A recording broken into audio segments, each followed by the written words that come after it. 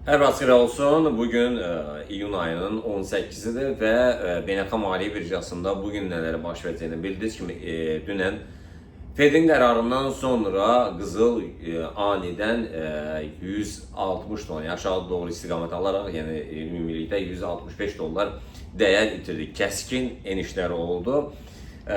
Dünən biz siqnal kanalında 26 siqnal paylaşdıq. Demək olar ki, 26 siqnalın, yəni bütün siqnallar hansı ki alış və satış əməliyyatları vardı, hər biri gəlirlə nəticələndi. Və bugün yenidən təbii ki siqnal kanalında siqnalları paylaşmırıq. Səhər saatlarında biz alış əməliyyatlarını gözləyirik. Əsas alışlar qızılda 4335-dəndir. Yəni biz 4322-lərdən alış əməliyyatlarını gözlədik. Təbii ki, hələ ki korreksiyalardan məruz qalıb və qiymət 4295-dən sonra 10 dollarlıq enişlə 4285-ə doğru hərəkət edir. 82-lər və 70-lər güclü dəstək xəttidir. Yəni 82-dən aşağı formalaşsa 70-ə qədər və hətta 4250-lərə qədər enmə yeri var.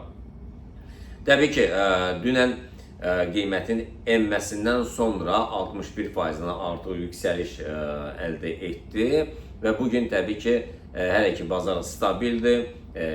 Günün ikinci yarısından sonra daha aktiv yerli saatdan saat 4-dən sonra 16:00-dan olacaq.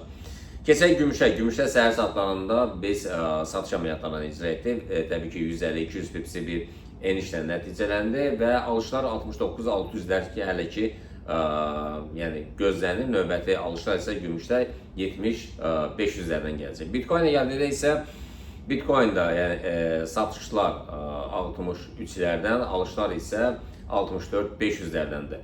Neftdə təbii ki səhər saatlarında alışları biz 79-20-lərdən müəyyən etmişdik. Təbii ki qiymət sürətlə yuxarı doğru istiqamətlə davam etdirdi.